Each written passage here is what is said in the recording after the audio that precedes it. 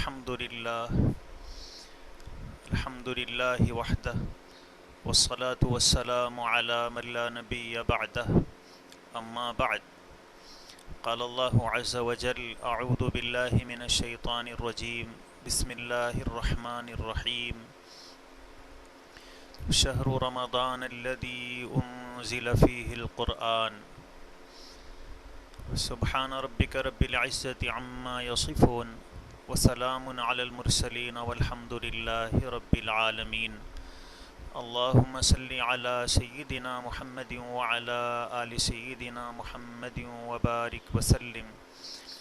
اللهم صل على سيدنا محمد وعلى آل سيدنا محمد وبارك وسلم. اللهم صل على سيدنا محمد وعلى آل سيدنا محمد وبارك وسلم.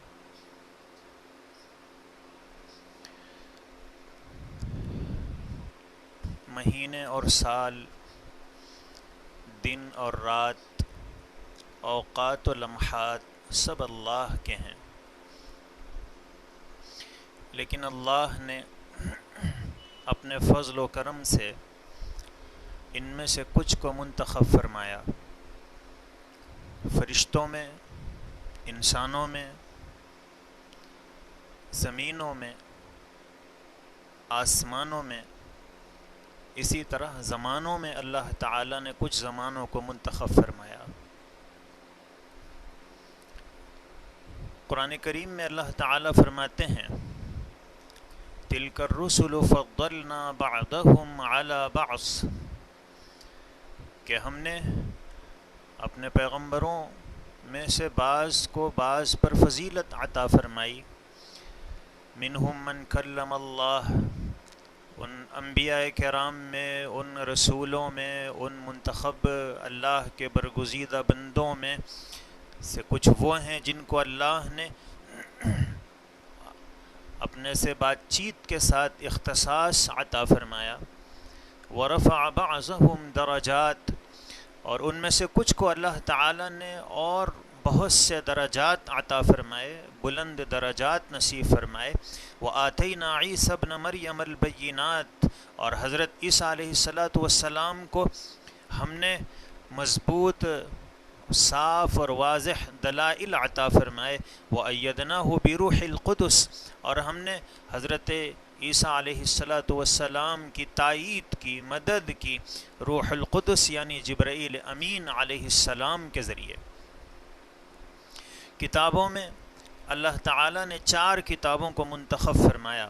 اور پھر ان میں سے 3 کو منسوخ کر کے اپنا آخری جامع کلام، جو بالکل صحیح اور بلا ریب دستور العمل ہے، اس کو اللہ تعالیٰ نے ہمیشہ کے لیے منتخب فرما لیا. زمینوں میں اللہ نے مکہ مکرمہ کو، مسجد حرام کو اور حرم کو، اور مسجد نبوی کے اس مبارک حصے کو اور بیت المقدس کو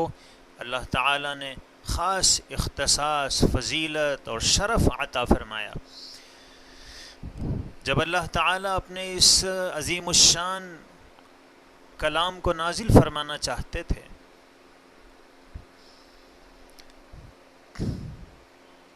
تو 3 انتخابات فرمائے کہ اس اللہ کے کلام کو کون لے کر جائے گا، اور دوسرے کس پر یہ اتارا جائے گا، اور مناسب وقت کیا ہوگا. اللہ تعالیٰ فرماتے ہیں کہ اِنَّهُ لَقَوْلُ رَسُولٍ کریم، ہم نے اس مبارک کلام کو جس فرشتے کے ذریعے پہنچانے کا انتظام کیا اور ہم نے ان کو منتخب کیا، وہ ایک معزز فرستادہ ہے. اِنَّهُ لَقَوْلُ رَسُولٍ کریم، یہ معزز فرستادے کا لایا ہوا ہے. ذی قوتٍ، جو قوت والا ہے. حضرت جبرائیل علیہ السلام کی طاقت اور قوت کا حال یہ ہے کہ اللہ تعالیٰ ایک قوم پر عذاب نازل فرمانا چاہتے تھے. حضرت جبرائیل کو اللہ نے حکم دیا کہ آپ بس ایک چیخ ماریں، اور حضرت جبرائیل علیہ السلام کی ایک چیخ سے وہ ساری آبادی کہ دل پھٹ پڑے اور سب تہو بالا ہو گئی. ذی قوت عند ذی العرش مکین، اور وہ جو فرشتہ ہے جس نے اس قرآن کو جو اس قرآن کو لے کر اللہ کے نبی صلی اللہ علیہ وسلم کے پاس آیا ہے،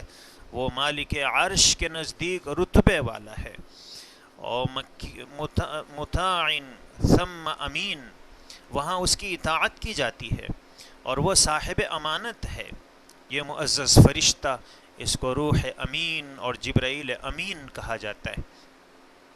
اور کس پر اتارا جائے، اس کے لیے اللہ تعالی نے خلاصہ کائنات، فخر موجودات اور نبی الانبیاء سید الانبیاء علیہ الصلاۃ والسلام کا انتخاب فرمایا علی قلبک. اور کس ساعت میں اور کن اوقات میں یہ کلام نازل کیا جائے، اس کے لیے اللہ تعالی نے رمضان المبارک کی مبارک ساعتوں کا انتخاب فرمایا. یہ رمضان یہ کتنا عظیم مہینہ ہے اور اس کو کتنا شرف اور اعزاز حاصل ہے. تفسیر کبیر میں مشہور تابعی حضرت مجاہد رحمۃ اللہ علیہ سے منقول ہے کہ رمضان اللہ کا نام ہے. چنانچہ انہوں نے ایک روایت نقل کی ہے کہ روی عن النبی صلی اللہ علیہ وسلم انہ قال، کہ رسول اللہ صلی اللہ علیہ وسلم نے فرمایا لا تقولوا جاء رمضان وذهب رمضان، کہ ایسا مت کہو کہ رمضان آیا اور رمضان گیا، ولكن قولوا جاء شہر رمضان وذهب شہر رمضان، لیکن اس طرح کہو کہ رمضان کا مہینہ آیا اور رمضان کا مہینہ گیا. رمضان آیا مت کہو، کیوں؟ فإن رمضان اسم من اسماء اللہ تعالی، اس لیے کہ رمضان یہ اللہ کے ناموں میں سے ایک نام ہے. تو رمضان یہ اللہ کا نام ہے، اور اس مہینے کو اللہ تعالیٰ نے اپنے خاص نام اس کو اپنا خاص نام عطا فرمایا. اور اس مبارک مہینے میں اللہ نے قرآن کریم کو، فرقان حمید کو نازل فرمایا. رمضان المبارک کو اللہ کے کلام سے خاص مناسبت حاصل ہے. یہی وجہ ہے کہ آسمانی جتنی کتابیں نازل ہوئی ہیں، جتنے صحیفے اللہ نے نازل فرمائے، وہ سبھی اس مبارک مہینے میں نازل فرمائے. حضرت آدم علیہ الصلاۃ والسلام کو جو صحیفے عطا کیے گئے وہ 3 رمضان کو دیے گئے. سیدنا ابراہیم علیہ الصلاۃ والسلام پر صحیفے 6 رمضان کو نازل ہوئے. حضرت داؤد علیہ الصلاۃ والسلام کو زبور 12 رمضان کو عطا کی گئی. سیدنا عیسیٰ علیہ الصلاۃ والسلام کو انجیل 18 رمضان کو عطا کی گئی، اور قرآن مجید کا نزول 27 رمضان المبارک کو ہوا. ظاہر ہے کہ اس میں کوئی نہ کوئی حکمت اور راز ہے کہ اس مبارک مہینے میں اللہ اپنے کلام کو نازل فرما رہے ہیں. علماء نے لکھا ہے کہ روزے اور قرآن میں چند مناسبتیں اور مشابہتیں پائی جاتی ہیں، جن میں سے چند کو اس وقت ہم ذکر کریں گے. نمبر 1، جب تک قرآن کریم کی بندہ تلاوت کرتا رہتا ہے، اللہ رب العزت کی خاص رحمت اس پر اترتی رہتی ہے. جیسے جب بندہ روزہ رکھتا ہے تو جب تک افطار نہیں کر لیتا ہے اس پر اللہ تعالی کی خاص رحمتیں نازل ہوتی رہتی ہیں. دوسری مناسبت، قرآن کی طرح روزہ بھی سفارش کرے گا. اللہ کے نبی صلی اللہ علیہ وسلم فرماتے ہیں الصیام والقرآن یشفعان للعبد یوم القیامہ، کہ قیامت کے دن جس طرح روزہ اللہ تعالیٰ کی بارگاہ میں سفارش کرے گا کہ اے پروردگار، میں نے اس کو دن بھر کھانے اور پینے سے روکے رکھا،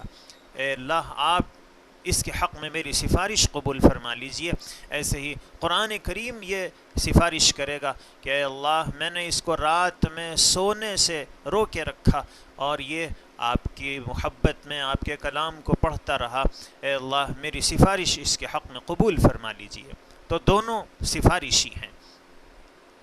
اور تیسری مناسبت قرآن کریم کی تلاوت اور رمضان المبارک کے ان روزوں میں یہ ہے کہ اس میں اللہ تعالیٰ کے ساتھ ایک گونا تشبہ بندے کو حاصل ہوتا ہے کہ اللہ تعالیٰ اصل میں اس کلام کے پڑھنے والے وہ اللہ ہیں، یہ اللہ کا کلام ہے،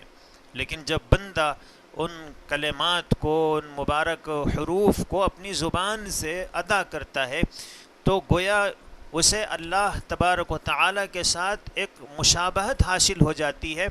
کہ یہ بھی اسی طرح اس کلام کو پڑھ رہا ہے جس طرح اللہ نے اس کا تکلم فرمایا تھا۔ روزے میں بھی اللہ کے ساتھ تشبہ کی ایک کیفیت بندے کو حاصل ہوتی ہے۔ اللہ تعالیٰ کھانے سے پینے سے بے نیاز ہیں، مبرّہ ہیں، اور ان کو اس کی کوئی ضرورت نہیں ہے۔ بندہ بھی صبح سے شام تک چند لمحوں اور چند گھنٹوں میں بھوکا اور پیاسا رہ کر گویا اللہ تبارک و تعالیٰ سے تھوڑی سی مشابہت اختیار کرتا ہے کہ میں بھی کھانے اور پینے سے رک گیا ہوں، جو شان ہے سمدیت کی، جو شان ہے اللہ رب العزت کی۔ چوتھی مناسبت علماء نے یہ ذکر کی ہے کہ کلام ربانی کی تلاوت سے قاری رب کریم کا ایک خاص قرب حاصل کر لیتا ہے، اور روزے سے بھی اللہ تعالیٰ کا خاص قرب حاصل ہوتا ہے، بلکہ اللہ اس بندے کو مل جاتے ہیں۔ الصوم لی وانا اجزا بہ، کہ روزہ میرے لیے ہے اور میں ہی اپنے بندے کو اس کے بدلے میں مل جاتا ہوں۔ اب اللہ تبارک و تعالیٰ کسی بندے کو مل جائیں، اس سے زیادہ قرب کا اور کون سا درجہ ہو سکتا ہے؟ چونکہ قرآن کریم کو اللہ تبارک و تعالیٰ نے خاص عزت و شرف عطا فرمایا ہے، اس لیے قرآن کریم کو تلاوت کرنے کی سعادت، پڑھنے کا اعزاز اللہ نے انسانوں کو عطا فرمایا ہے۔ مخلوقات میں سے کوئی مخلوق ایسی نہیں ہے جو قرآن کریم کی تلاوت کر سکتی ہو۔ انسانوں کو اللہ نے یہ سعادت عطا فرمائی ہے، اور جنات کو اللہ نے یہ سعادت عطا فرمائی ہے۔ فرشتے اس سعادت سے محروم ہیں۔ البتہ جبرائیل امین علیہ السلام کو اللہ نے یہ شرف اور اعزاز نصیب فرمایا، اس لیے کہ ان کو اللہ کا یہ کلام نبی محترم، نبی رحمت صلی اللہ علیہ وسلم تک پہنچانا تھا۔ اور یہی وجہ ہے کہ جب بندہ اللہ کے کلام کو پڑھتا ہے، اس کی تلاوت کرتا ہے، تو بڑی تعداد میں فرشتے اترتے ہیں اور پڑھنے والے کی اس تلاوت کو شوق سے سننا چاہتے ہیں۔ ایک مجمع اکٹھا ہو جاتا ہے فرشتوں کا، پڑھنے والے کے سر سے ایک کے بعد دیگرے مختلف فرشتوں کے گروپ وہ صف بنا کر اوپر تک، آسمانوں تک ان کی صفیں پہنچ جاتی ہیں، اور اس بندے کی تلاوت کو وہ غور سے اور شوق سے سنتے ہیں، اور تلاوت کرنے والے کے اتنے قریب ہو جاتے ہیں کہ وہ وفور شوق میں اس کے لب پر اپنے لب رکھ دیتے ہیں، گویا ہم یوں کہہ سکتے ہیں کہ وہ قاری کو بوسہ دیتے ہیں۔ اتنا انہیں قرآن کریم کے پڑھنے والے سے اور تلاوت سے انہیں اتنا شغف اور مناسبت ہوتی ہے۔ اللہ تعالیٰ نے اس قرآن کو نسخہ شفا بنایا ہے، شفاء لما فی الصدور، کہ سینوں کے جتنے امراض ہیں اس سے شفا پاتے ہیں جب بندہ اس کے آداب کی رعایت کے ساتھ تلاوت کرتا ہے۔ تو یہ کلام سینے کے امراض، میل اور گندگی کو اسی طرح دور کر دیتا ہے جیسے صابن کپڑے کے میل کچیل کو دور کر دیتا ہے۔ قرآن کریم کی تلاوت اللہ کے پیغمبر علیہ السلام کی زندگی کے ان فرائض میں سے تھا جس کو اللہ تعالیٰ نے قرآن کریم میں آپ کا وظیفہ بیان کیا ہے، آپ کی مصروفیت بیان کی ہے کہ یتلون آیات اللہ، کہ اللہ کے رسول صلی اللہ علیہ وسلم اللہ کی آیات کو پڑھ کر سناتے ہیں، اس کی تلاوت فرماتے ہیں۔ چنانچہ قرآن کی تلاوت، اس کی تبیین و تشریح اور تعلیم و تعلم آپ صلی اللہ علیہ وسلم کا وظیفہ حیات تھا، اور قرآن کریم کی تلاوت اللہ کے رسول صلی اللہ علیہ وسلم خاص طور پر اس مبارک مہینے میں ہر سال رمضان میں ایک دور حضرت جبرائیل علیہ السلام کے ساتھ فرمایا کرتے تھے، اور جس سال اللہ کے نبی صلی اللہ علیہ وسلم کا وصال ہوا ہے اس سال 2 دور اللہ کے رسول صلی اللہ علیہ وسلم نے فرمائے۔ اللہ کے نبی صلی اللہ علیہ وسلم نے اپنے صحابہ کو اس کی ایسی ترغیب دی کہ قرآن کی تلاوت کرو، وہ دل جس میں قرآن کا کوئی حصہ نہ ہو وہ ویران گھر کی طرح ہے۔ اقرأوا القرآن، قرآن کریم کو پڑھو، اور اقرأوا فی لحون العرب، عربی لہجے میں پڑھو۔ اور اللہ کے نبی صلی اللہ علیہ وسلم نے فرمایا کہ قرآن کریم کو پڑھو اور خوش الحانی سے پڑھو۔ قرآن کریم کی تلاوت اور اس کے پڑھنے کی ترغیب اللہ کے نبی صلی اللہ علیہ وسلم نے صحابہ کرام کو اتنی عطا فرمائی تھی، اتنی دی کہ صحابہ کی زندگیاں بھی قرآن کریم کی تلاوت سے معمور تھیں۔ چنانچہ حضرت ابو بکر رضی اللہ عنہ کو قرآن کریم کے تلاوت سے کا خاص شغف تھا، قرآن پڑھتے اور روتے رہتے۔ حضرت عبداللہ بن عمرو بن عاص رضی اللہ عنہ نے ایک دن اللہ کے نبی صلی اللہ علیہ وسلم سے عرض کیا کہ اللہ کے رسول صلی اللہ علیہ وسلم میں کتنے دن میں قرآن کریم کو مکمل کروں؟ تو اللہ کے نبی صلی اللہ علیہ وسلم نے فرمایا کہ 1 مہینے میں پڑھ لو۔ تو حضرت عبداللہ بن عمرو بن عاص رضی اللہ عنہ نے فرمایا کہ اللہ کے نبی صلی اللہ علیہ وسلم میں اس سے زیادہ قرآن کریم کی تلاوت کر سکتا ہوں۔ تو اللہ کے پیغمبر علیہ السلام نے فرمایا کہ 1 ہفتے میں قرآن کریم پڑھ لو۔ انہوں نے کہا کہ اللہ کے نبی 15 دن میں پڑھ لو۔ انہوں نے کہا کہ اللہ کے رسول صلی اللہ علیہ وسلم میں اس سے زیادہ قرآن پڑھ سکتا ہوں۔ تو اللہ کے رسول صلی اللہ علیہ وسلم نے فرمایا کہ 1 ہفتے میں قرآن کریم کو مکمل کر لو۔ اور حضرت عبداللہ بن عمرو بن عاص رضی اللہ عنہ نے فرمایا کہ اللہ کے رسول صلی اللہ علیہ وسلم میں اس سے اور کم وقت میں بھی پڑھ سکتا ہوں۔ تو اللہ کے نبی صلی اللہ علیہ وسلم نے ان کے اصرار پر 3 دن میں قرآن کریم کو پڑھ لینے کی اجازت عطا فرما دی۔ حضرت ابو موسیٰ اشعری رضی اللہ عنہ خوش الحانی سے قرآن کریم کو پڑھتے تھے، تو اللہ کے نبی صلی اللہ علیہ وسلم نے فرمایا کہ ان کو نغمہ داودی عطا کیا گیا ہے۔ حضرت ابن عباس رضی اللہ عنہ قرآن کریم کی تلاوت کا اتنا شغف اور اتنا ان کو شوق ان کو حاصل تھا کہ قرآن کریم پڑھتے اور مسلسل تلاوت کرتے ہوئے روتے رہتے تھے، جس کی وجہ سے ان کے چہرے پر رونے کی وجہ سے آنسوؤں کے نشانات چہرے کے اوپر پڑ گئے تھے۔ حضرت ابو بکر رضی اللہ عنہ قرآن پڑھتے اور روتے، چنانچہ حضرت ابو بکر رضی اللہ عنہ کے بارے میں روایتوں میں کان رجلا بکاءن کہ اللہ کے پیغمبر حضرت ابو بکر رضی اللہ عنہ بہت رونے والے تھے۔ لا یملک دموعہ اذا قرأ القرآن کہ وہ اپنے آنسوؤں پر کنٹرول نہیں کر پاتے تھے، وہ اپنے آنسوؤں پر قابو نہیں پاتے تھے قرآن کریم کی تلاوت جب کرتے تھے۔ حضرت عمر رضی اللہ عنہ اللہ تعالیٰ نے ان کو قرآن کریم سے ایسی مناسبت عطا فرمائی تھی، ایک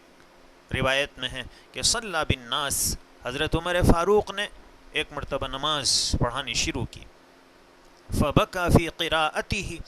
تو حضرت عمر رضی اللہ عنہ قراءت کرتے ہوئے رونے لگے، حتی انقطعت قراءتہ، یہاں تک کہ حضرت عمر فاروق رضی اللہ عنہ کی قراءت رک گئی، وہ آگے پڑھ نہیں سکے، اور حضرت عمر فاروق رضی اللہ عنہ کی رونے کی آواز پچھلی 3 صفوں تک آتی رہی۔ حضرت عبداللہ بن عمر رضی اللہ عنہ کو اللہ تعالیٰ نے قرآن کریم سے ایسی مناسبت عطا فرمائی تھی کہ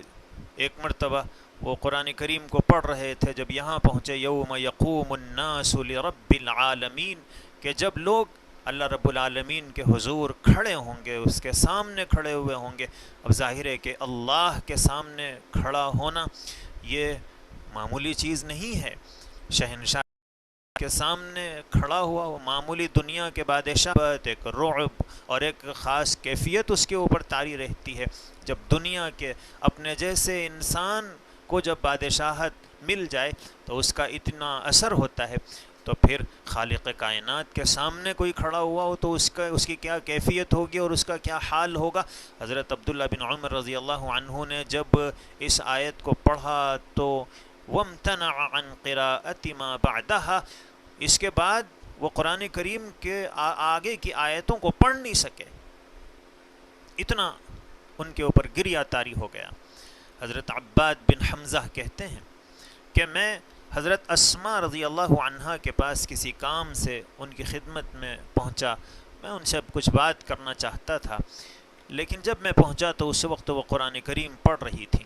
اور قرآن کریم کے پڑھنے میں اتنی مصروف تھیں کہ انہوں نے میری طرف توجہ ہی نہیں دی، انہیں پتہ ہی نہیں چلا کہ میں آیا ہوں۔ تو اس وقت وہ سورہ طور پڑھ رہی تھیں، فمن اللہ علینا ووقانا عذاب السموم،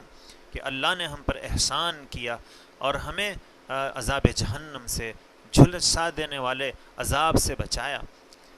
عباد بن حمزہ کہتے ہیں کہ میں نے سوچا کہ مجھے بازار سے کچھ کام ہیں، کچھ چیزیں خریدنی ہیں، وہاں جاؤں گا اور وہ کام کر کے فارغ ہو کر آ جاؤں گا تو اس وقت پھر ان سے ملاقات ہو جائے گی۔ لیکن جب گئے اور بازار سے فارغ ہو کر واپس ہوئے تو عباد بن حمزہ کہتے ہیں کہ جب میں آیا تو اس وقت بھی حضرت اسماء رضی اللہ عنہا اسی آیت کو پڑھ رہی تھیں اور بار بار پڑھ رہی تھیں اور اسی آیت کو دہرا رہی تھیں، اور ایک خاص کیفیت ان کے اوپر اس وقت طاری تھی۔ حضرت عثمان غنی رضی اللہ عنہ کے بارے میں ہم اور آپ اچھی طرح جانتے ہیں کہ حضرت عثمان رضی اللہ عنہ جس وقت بلوائیوں نے، فسادیوں نے حضرت عثمان غنی رضی اللہ عنہ کے گھر کا گھیراؤ کر لیا تھا اور ان کو باہر نکلنے نہیں دیا جا رہا تھا، ہر طرف سے کھانے اور پانی کو بند کر دیا گیا تھا، حضرت عثمان غنی رضی اللہ عنہ اپنے گھر میں محصور ہو گئے تھے۔ وہ خلیفۃ المسلمین جس نے مدینہ کے لوگوں کے لیے میٹھے پانی کا انتظام کیا تھا، وہ خلیفہ اسلام جس نے ہر موقع پر مسلمانوں کی اور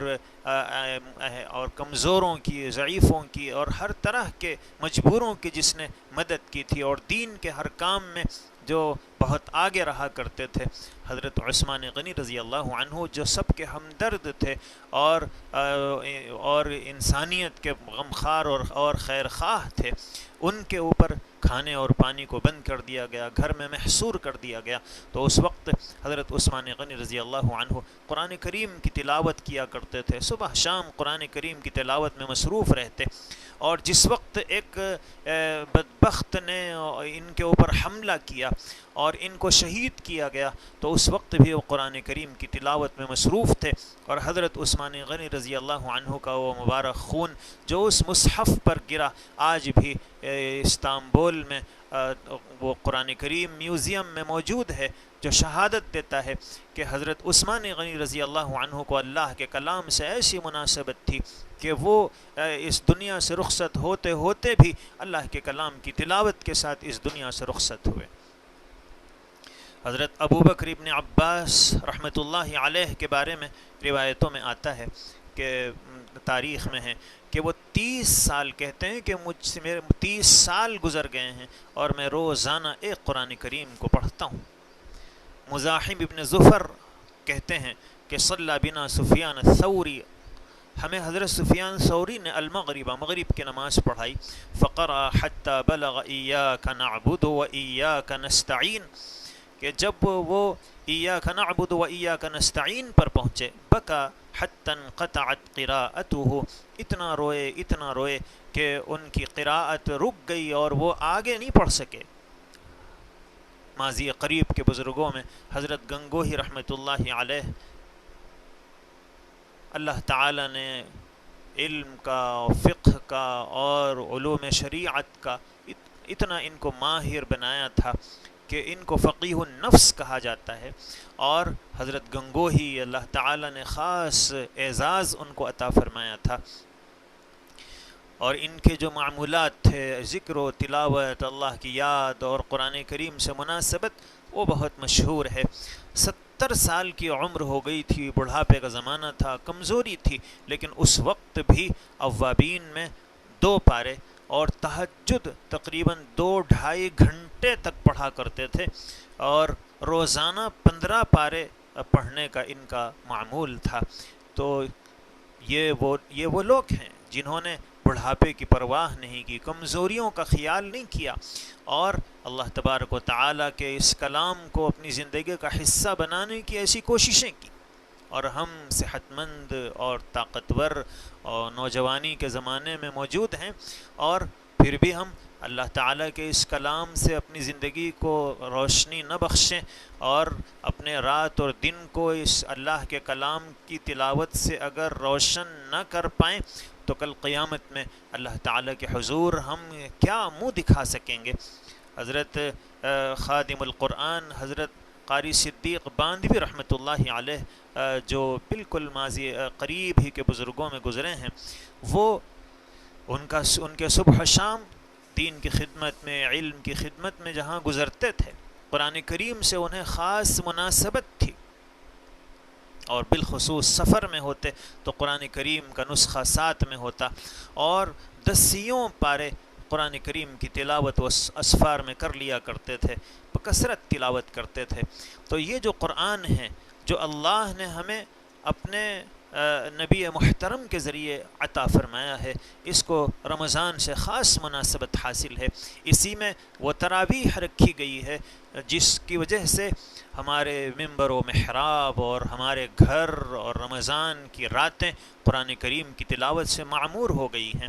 یہ تراویح کی عبادت یہ ذریعہ بن گئی پورے عالم اسلام میں لاکھوں قرآن کریم کے حفاظ کے وجود میں آنے کا، کہ لاکھوں حفاظ قرآن کریم کی تلاوت اس مبارک مہینے میں کرتے ہیں، اور ساری دنیا اللہ تعالیٰ کے کلام کی آوازوں سے گونج رہی ہوتی ہے۔ تو یہ جو تراویح ہے، اس کو جو اللہ تعالیٰ نے عزت و شرافت عطا فرمائی ہے، اللہ کے رسول صلی اللہ علیہ وسلم فرماتے ہیں من قام رمضان ایمانا و احتسابا غفر له ما تقدم من ذنبه۔ جب آدمی تراویح میں قرآن کریم کو پڑھتا ہے اور شوق سے اس عبادت کو انجام دیتا ہے تو اللہ پچھلے گناہوں کو معاف فرما دیتے ہیں۔ حضرت شیخ زکریہ رحمۃ اللہ علیہ کے والد حضرت مولانا یحییٰ کاندھلوی رحمۃ اللہ علیہ کے بارے میں تاریخ میں لکھا ہوا ہے کہ وہ رمضان المبارک میں صبح قرآن کریم کی تلاوت شروع کرتے سورۃ الفاتحہ سے، اور جب افطار کا وقت قریب آتا تو ان کی زبان پر قل اعوذ برب الناس ملک الناس ہوا کرتا۔ دن بھر میں وہ قرآن کریم کو مکمل پڑھ لیا کرتے تھے رمضان کی ان مبارک ساعتوں میں۔ اللہ نے بھی ہمیں یہ مبارک مہینہ عطا فرمایا ہے۔ پچھلے سالوں میں ہم یہ کہہ سکتے تھے کہ میرے پاس اتنا وقت نہیں ہے کہ میں قرآن کریم کی تلاوت زیادہ کر سکوں، ذمہ داریاں ہیں، بوجھ ہیں، کام ہیں، اور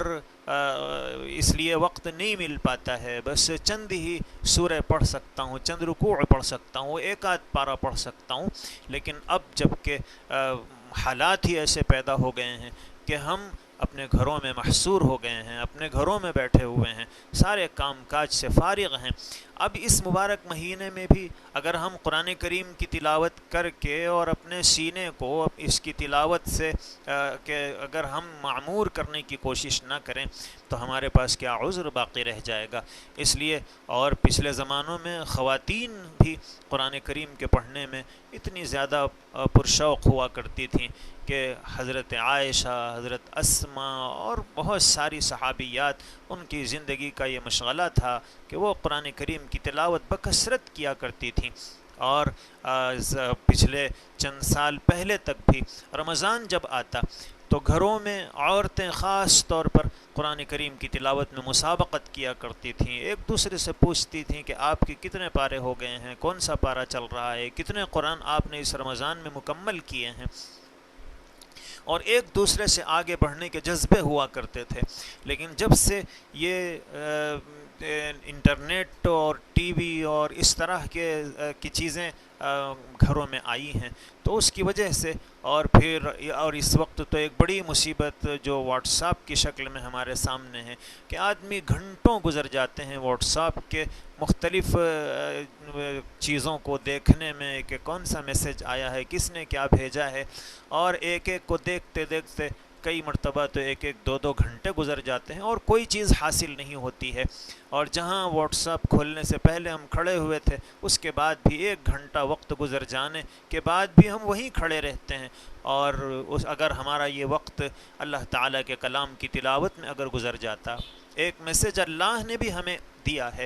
اگر کل قیامت میں اللہ تعالیٰ مجھ سے اور آپ سے یہ پوچھیں کہ دیکھو تمہارے دوست نے واٹس ایپ پہ ایک میسیج بھیجایا تھا، تم نے فوراً اسے آن کیا اور اسے پڑھا، اور میں نے بھی ایک میسیج اپنے نبی کے ذریعے، اپنے نبی محترم کے ذریعے بھیجا تھا، اور بہت عزت و اکرام کے ساتھ اور بہت اہتمام کے ساتھ بھیجا تھا، اور میں نے تو اسے ذریعہ نجات بنایا تھا، میں نے تو اسے ذریعہ شفا بنایا تھا، میں نے تو اسے زندگیوں کے آباد ہونے کا، آخرت میں کامیابی کا ذریعہ بنایا تھا، لیکن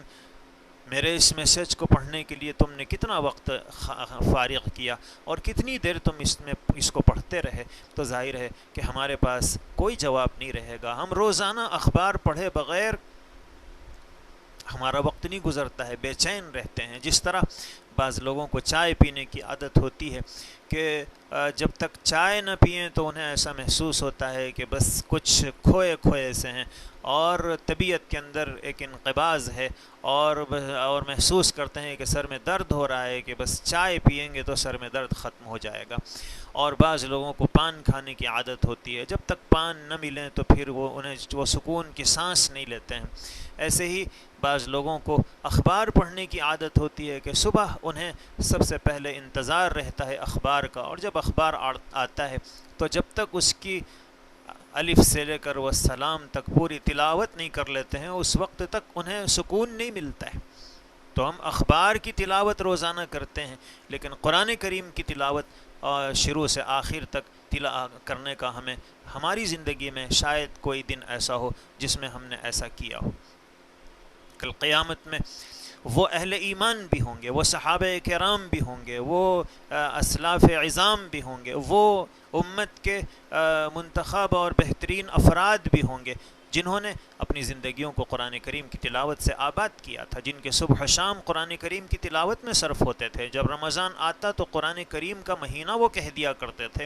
یہ وہ لوگ بھی ہوں گے، اور انہی کے درمیان ہم بھی کھڑے ہوں گے کہ رمضان آیا اور گزرتا رہا، لیکن ہم قرآن کریم کو جیسا پڑھنا چاہیے ہم نے اس کے پڑھنے کی کوئی کوشش، کوئی فکر اور کوئی جستجو نہیں کی، تو سوائے شرمندگی کے اور شرمساری کے ہمارے حصے میں کوئی چیز نہیں آئے گی، اور اس وقت کے پچھتانے سے اور اس وقت کے افسوس سے کوئی چیز حاصل ہونے والی نہیں ہے۔ ابھی زندگی باقی ہے، صحت موجود ہے، اور اللہ تعالیٰ نے فرصت بھی عطا فرمائی ہے، تو اس کو ہم غنیمت سمجھیں، اور قرآن کریم کی تلاوت اس مبارک مہینے میں زیادہ سے زیادہ کر کے اپنے نامہ اعمال کو نیکیوں سے پر کرنے کی کوشش کریں۔ اور اس مبارک مہینے کا جو خاص وظیفہ اور عمل ہے کہ قرآن کریم کی تلاوت صحابہ کرام اور علماء عظام اور مبارک ہستیاں کیا کرتی تھیں، ہم بھی اس صف میں اپنے کو شامل کریں تاکہ اللہ کی رحمت کے ہم مستحق ہوں۔ اللہ کے پیغمبر علیہ الصلاۃ والسلام نے فرمایا کہ کوئی قرآن کریم کو پڑھے تو ہر حرف پر اللہ تعالیٰ اسے 10 نیکیاں عطا فرماتے ہیں، اور اللہ کے نبی صلی اللہ علیہ وسلم نے فرمایا کہ صرف میں یہ نہیں کہتا ہوں کہ الف لام میم ایک حرف ہے، الف ایک حرف ہے، لام ایک حرف ہے اور میم ایک حرف ہے، تو صرف الف لام میم کہنے پر 30 نیکیاں ملتی ہیں۔ تو اب اندازہ لگا سکتے ہیں کہ قرآن کریم کی تلاوت سے کتنی نیکیاں انسان کے نام اعمال میں لکھی جاتی ہیں۔ تو اس لیے قرآن کریم کی تلاوت کو اس مبارک مہینے میں خاص اپنے اعمال میں شامل کریں، اور اللہ تعالیٰ نے جو قرآن ہمیں عطا فرمایا ہے اس کا جہاں یہ حق ہے کہ اس کی تلاوت ہم کریں، وہیں قرآن کریم کے حقوق میں وہ سب سے پہلا حق اس کا یہ ہے کہ ہم اس پر ایمان رکھیں، ہمیں یقین حاصل ہو کہ یہ اللہ کا کلام ہے، یہ میرے رب کا کلام ہے، یہ کلام اللہ ہے، اور اللہ کی خاص صفت ہے، اور جبرائیل امین کے ذریعے اور رسول اکرم صلی اللہ علیہ وسلم تک پہنچا اور محفوظ ہے، اس میں کوئی تحریف نہیں ہوئی ہے، اس میں کوئی رد و بدل نہیں ہوا ہے، جیسا اللہ نے نازل فرمایا ہے ویسے ہی آج تک یہ محفوظ چلا آ رہا ہے۔ تو سب سے پہلے اس پر ایمان ہو، اور دوسرا حق اس کا ہے تلاوت، کہ ہم اس کی تلاوت کریں۔ تلاوت کے کچھ حقوق ہیں، کچھ آداب ہیں. ایک چیز تو یہ کہ اسے ہم بہتر آواز میں پڑھنے کی کوشش کریں، اور دوسرے اس کو صحیح پڑھنے کی کوشش کریں. اللہ کے پیغمبر علیہ الصلاۃ والسلام نے فرمایا رب تال القرآن والقرآن یلعنہ. کتنے ہی قرآن کے پڑھنے والے ایسے ہوتے ہیں کہ وہ قرآن پڑھ رہے ہوتے ہیں لیکن قرآن ان پر لعنت بھیج رہا ہوتا ہے. تو اس لیے قرآن کریم کو صحیح پڑھنا یہ بھی قرآن کریم کا ایک اہم حق ہے، اور یہ اللہ کا فضل ہے اور احسان ہے کہ ہم جس زمانے میں موجود ہیں اس میں ہمارے اطراف میں قرآن کریم کو ہمارے اڑوس پڑوس میں، ہمارے محلوں میں، ہمارے شہروں میں ایسے ماہرین قرآن اللہ تعالیٰ کے فضل سے موجود ہیں جو قرآن کریم کو تجوید کے ساتھ صحیح پڑھ سکتے ہیں. تو ہمیں اپنا کچھ وقت ان کے پاس فارغ کرنا چاہیے اور قرآن کریم کو صحیح پڑھنے کی کوشش کرنی چاہیے. اور قرآن کریم کو صحیح پڑھنا یہ کوئی بہت مشکل کام نہیں ہے. تجوید کے تفصیلی قواعد کے آدمی قاری بن جائے اور صاحب فن قاری بنے تو اس کے لیے تو وہ تو ہر آدمی نہیں کر پاتا ہے. لیکن قرآن کریم اس حد تک کہ اس کے الفاظ اس کے معانی تبدیل نہ ہوں، اور اللہ تبارک و تعالی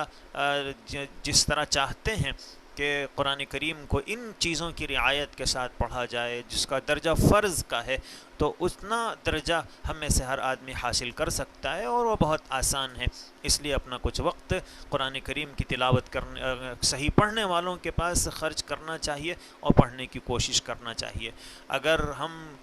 بڑی عمر کے ہو گئے ہیں اور ہماری زبان پلٹتی نہیں ہے تب بھی کوشش کو جاری رکھیں. جو لوگ کوشش کو جاری رکھیں گے اگر اسی حال میں اس دنیا سے رخصت بھی ہو جائیں گے تو یقیناً وہ قرآن کی لعنت کے مستحق نہیں ہوں گے، وہ اس سے بچ جائیں گے، اور اللہ تعالیٰ انہیں ان کی نیتوں کی وجہ سے اللہ تعالیٰ انہیں یقیناً ثواب عظیم عطا فرمائیں گے. تیسرا حق قرآن کریم کا یہ ہے کہ اس میں غور و خوض کیا جائے کہ اللہ نے یہ کلام کیوں نازل فرمایا ہے، اس کا مقصد کیا ہے، یہ بھیجا کیوں گیا ہے، اور میرے لیے اس میں کیا نصیحت ہے، عبرت کا کیا سامان ہے، اور کیا احکامات ہیں جن پر مجھے عمل کرنا ہے، اور کون سی باتیں ہیں جن سے اپنی زندگی کو سنوارنا ہے، کون سے کام ہیں جن سے اپنی زندگی کو پاک صاف بنانا ہے اور اپنے آپ کو اس سے الگ رکھنا ہے. تو اس میں غور و خوض کرے. اور ایک اور حق اس کا جو چوتھا ہے وہ یہ ہے کہ اس پر عمل کرے، کہ جب پتہ چلے کہ یہ اللہ کو پسند ہے تو پھر اس کو اپنی زندگی کا حصہ بنائے تاکہ وہ بھی اللہ کا محبوب بن جائے. جب پتہ چلے کہ یہ اللہ کو ناپسند ہے تو اس سے اپنی زندگی کو خالی کرے اور عاری کرے تاکہ اللہ کی ناپسندیدگی سے آدمی اپنے آپ کو بچا سکے. تو عمل کرنا یہ اس کا چوتھا حق ہے. اور پانچواں حق یہ ہے کہ اس کی تبلیغ کی جائے. بلغوا عنی ولو آیہ، ایک آیت بھی اگر تمہیں معلوم ہے تو اسے دوسروں تک پہنچاؤ. تو اسے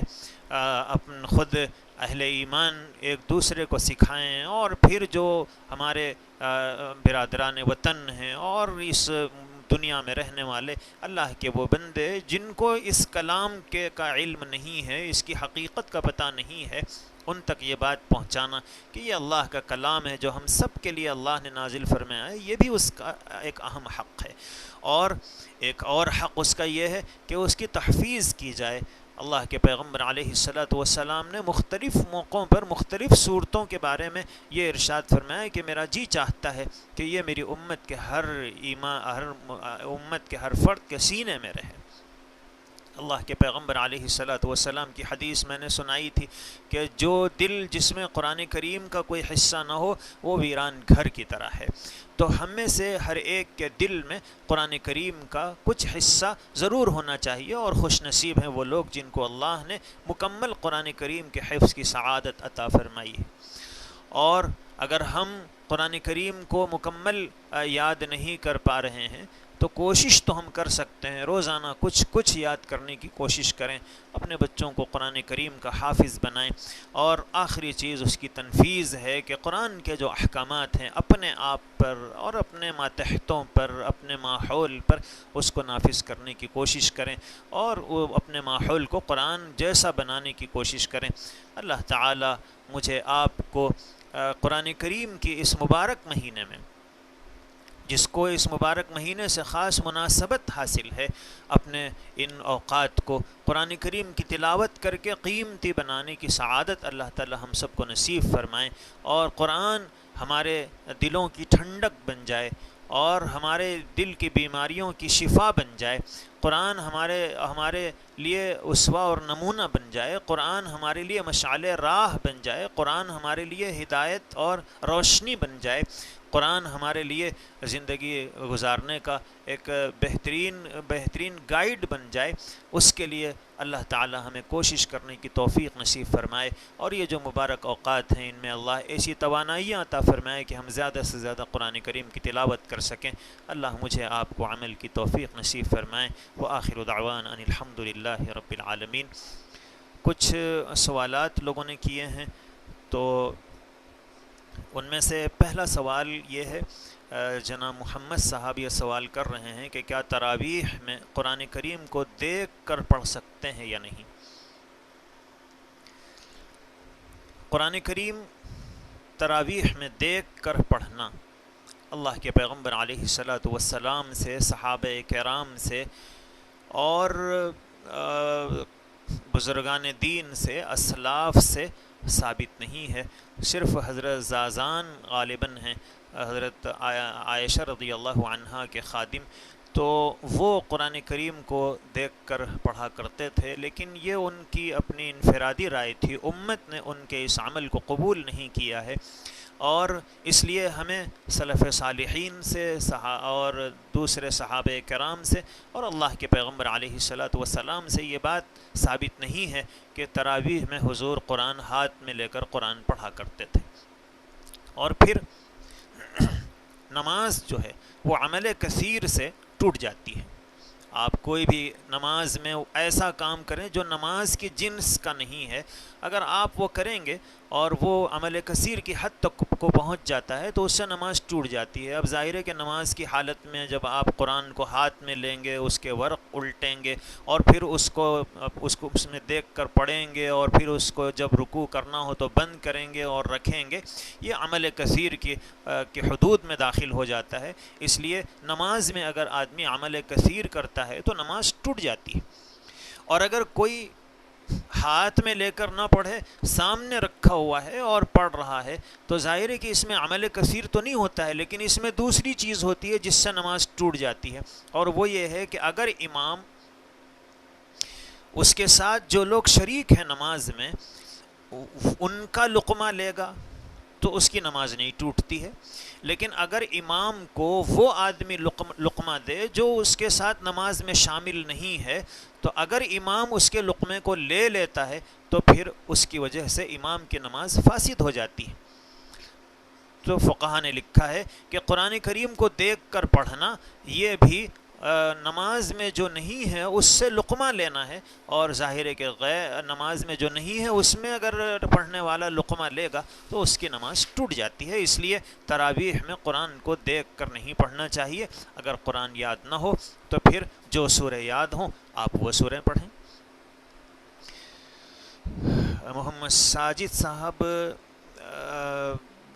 ایک سوال کر رہے ہیں کہ صلاۃ التسبیح کا طریقہ اور وقت کیا ہے؟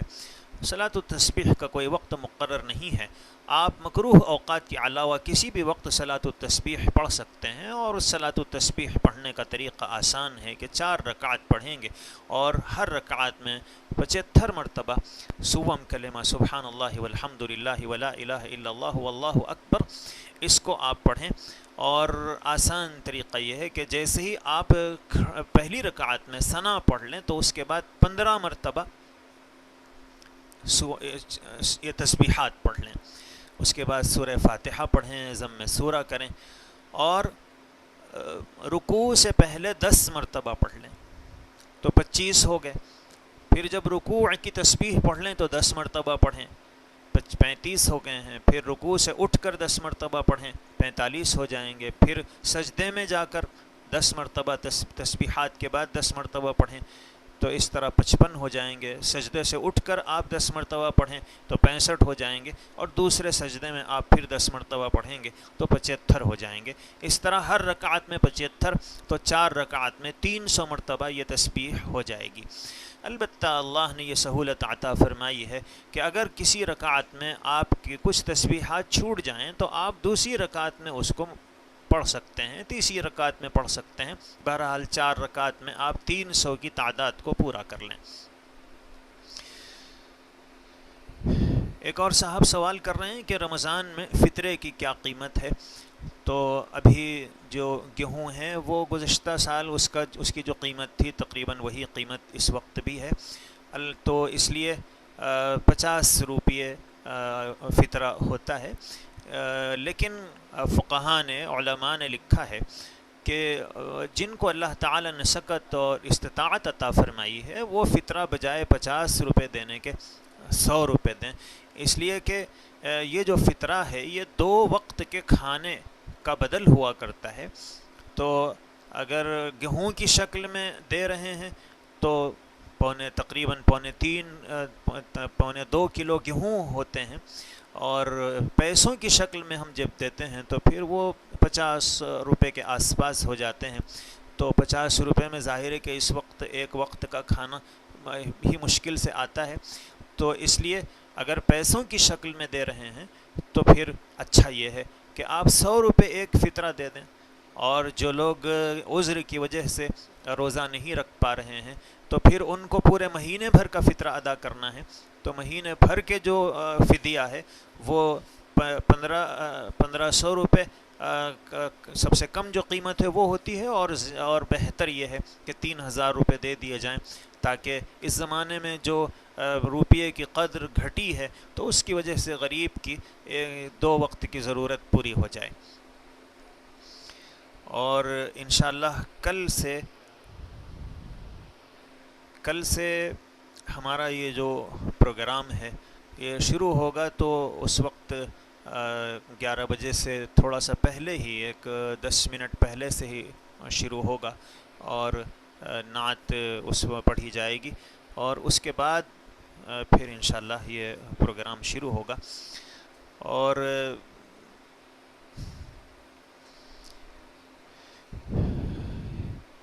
ایک اور صاحب سوال کر رہے ہیں, محمد ضیاء, کہ یہ جو وائرس پھیلا ہوا ہے اس کے بارے میں کچھ بتائیں.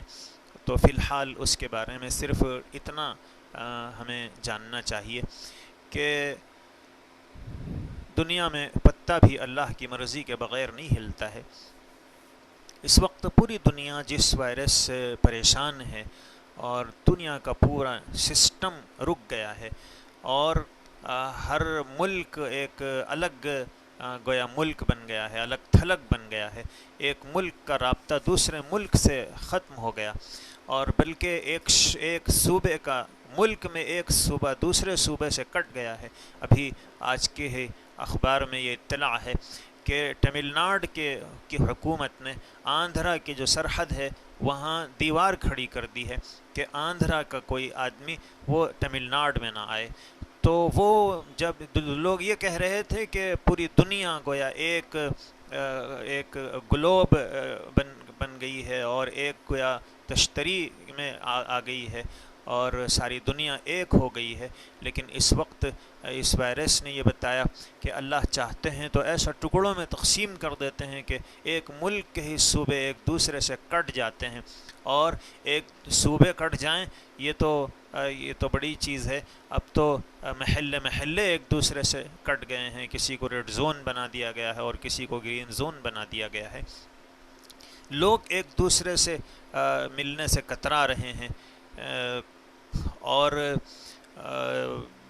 سماجی فاصلے کو اختیار کیا جا رہا ہے, اور لوگوں کا کہنا یہ ہے کہ کئی سال تک ہم اس وائرس سے آزاد نہیں ہو پائیں گے, اور معاشی جو پورا نظام ہے وہ بالکل درہم برہم ہو گیا ہے, اور غریب جو ہیں اور متوسط درجے کے جو لوگ ہیں وہ کافی پریشانی میں معاشی طور پر مبتلا ہو گئے ہیں. اب ظاہر ہے کہ اس سے پہلے بھی اللہ تعالیٰ کی طرف سے اس طرح کی چیزیں دنیا میں آتی رہیں, ہوتی رہیں, بندوں کی تنبیہ کے لیے، اور اس کو بھی ہم اس نقطہ نظر سے اگر دیکھیں کہ یہ اللہ کی طرف سے بندوں کے لیے آگاہی ہے، تنبیہ ہے کہ دیکھو تم جیسا چاہو نہیں رہ سکتے ہو، تم جو چاہو جہاں چاہو جا نہیں سکتے ہو، اگر ہم چاہیں تو تمہیں ہر دنیا کی ایک ایک چیز سے کاٹ دیں اور ایک دوسرے سے علیحدہ کر دیں۔ اللہ تعالیٰ اپنی قدرت کا مظاہرہ بھی فرماتے ہیں۔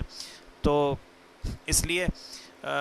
یہ جو وائرس پھیلا ہوا ہے، ایک بحیثیت مسلمان کے اور بحیثیت ایمان والے ہونے کے ہمارا یہ یقین ہے کہ دنیا میں تبدیلیاں جو ہوتی ہیں وہ من جانب اللہ ہوتی ہیں۔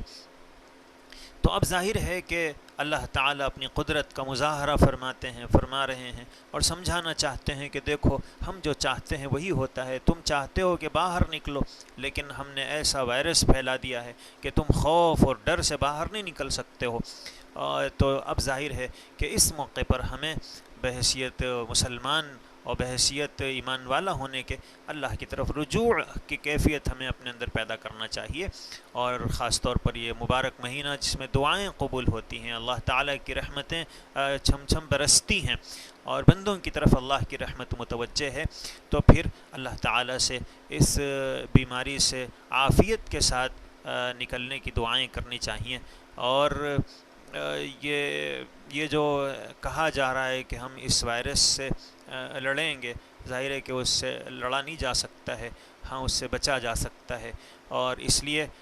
ہمیں اس سے بچنے کی اور لوگوں کو بچانے کی کوشش کرنا ہے۔ اس لیے کوئی ایسا کام ہمیں نہیں کرنا چاہیے جس سے بیماریاں پھیلتی ہوں۔ اللہ کے پیغمبر علیہ السلام نے اس سے منع فرمایا ہے، اس لیے اس میں احتیاط جو بتائی جا رہی ہے ان احتیاطوں کو ضرور اختیار کرنا چاہیے۔ اور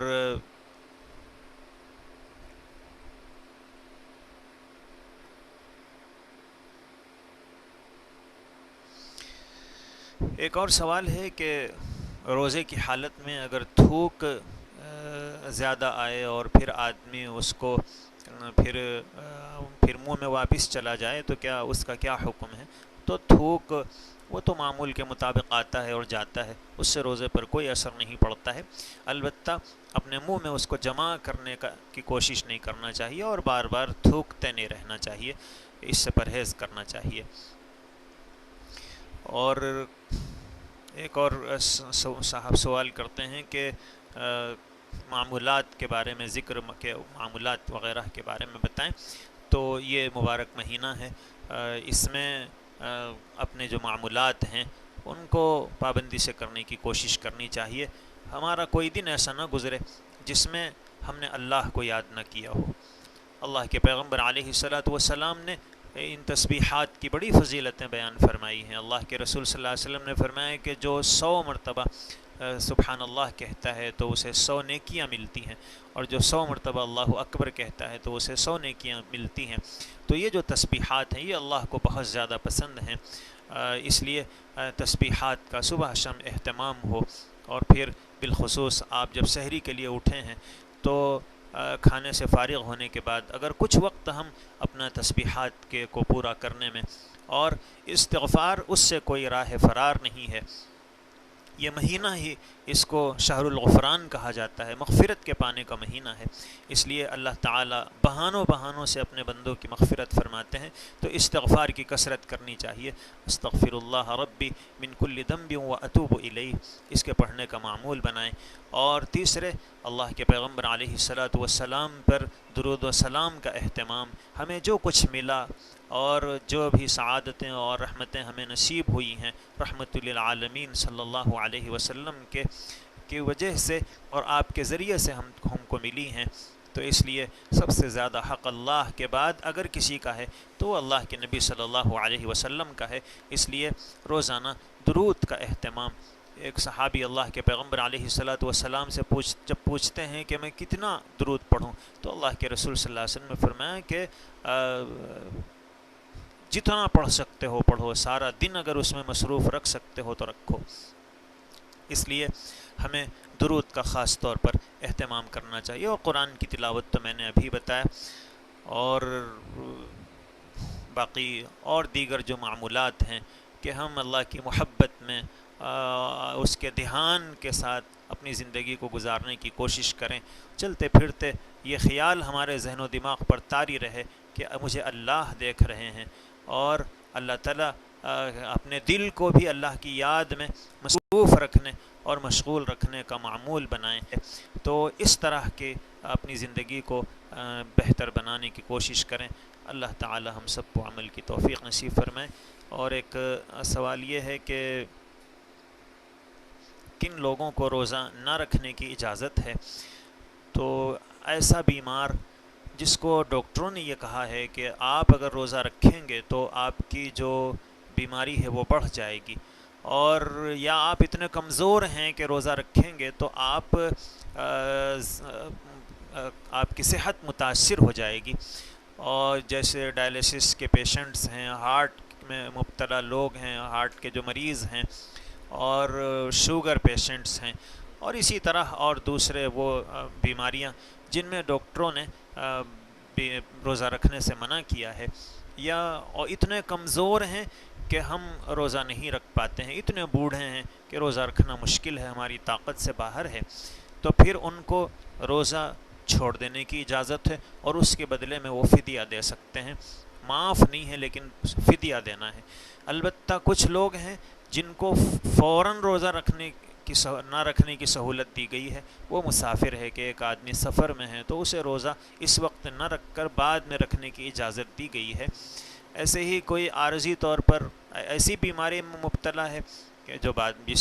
جس بیماری سے وہ ٹھیک ہو جائے گا تو پھر اس کو فدیہ دینے کی اجازت نہیں ہے، بلکہ اس کو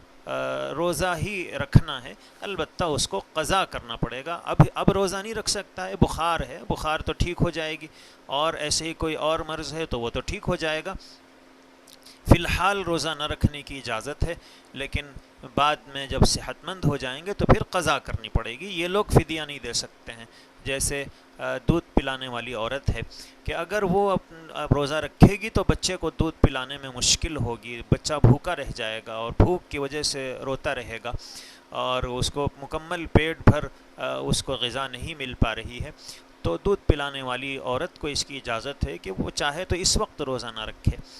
لیکن اس کے اوپر سے روزہ معاف نہیں ہے، اس کو بعد میں قضا کرنی ہے. وہ فدیہ اور فطرہ نہیں دے سکتے، فدیہ نہیں دے سکتی ہے. ایسے ہی وہ عورت جو امید سے ہے، حمل سے ہے، تو اس کو بھی شریعت نے اجازت دی ہے کہ اگر روزے کی وجہ سے اس کو کمزوری ہو جاتی ہے اور بچے کی صحت بھی متاثر ہو سکتی ہے تو پھر وہ اس وقت روزہ نہ رکھے، لیکن وہ فدیہ نہیں دے سکتی ہے، اس کو قضا ہی کرنا ہے. وہ بیمار جو زندگی میں پھر دوبارہ صحت مند نہیں ہو سکتے ہیں، ان بیماروں کو اجازت ہے کہ وہ روزہ نہ رکھیں اور فدیہ دے دیں. ہمیں سے بعض بھائی فدیہ دیتے ہیں اپنی اس مجبوری کی وجہ سے، لیکن ان کو اطمینان نہیں ہوتا ہے دل، اور کہتے ہیں کہ دل نہیں مانتا ہے. روزہ بالکل عجیب معلوم ہوتا ہے کہ میں نے روزہ نہیں رکھا ہے. تو انہیں اس طرح کے تشویش کی کوئی ضرورت نہیں ہے. روزہ رکھنے کا حکم بھی اللہ کا ہے، اور روزہ نہ رکھنے پر فدیہ دے دینے کا حکم یہ بھی اللہ کا ہے. بندہ اللہ کے حکم کا پابند ہے. اللہ کے حکم پر عمل کرنا یہی بندے کی سعادت ہے، اور یہی اس کے لیے اسی کا وہ پابند اور مکلف ہے. اس لیے جن لوگوں کو شریعت نے فدیہ دینے کی سہولت دی ہے، اجازت دی ہے، تو وہ بالکل فدیہ دے کر یہ نہ سمجھیں کہ میں نے روزہ نہیں رکھا ہے، مجھے روزے کا ثواب نہیں ملا ہے. اللہ تعالیٰ انہیں روزے کا ثواب بھی عطا فرماتے ہیں، اور انہیں وہ ساری سعادتیں اور برکتیں نصیب فرماتے ہیں جو روزے رکھنے والوں کو ملتی ہیں. اس لیے ان کو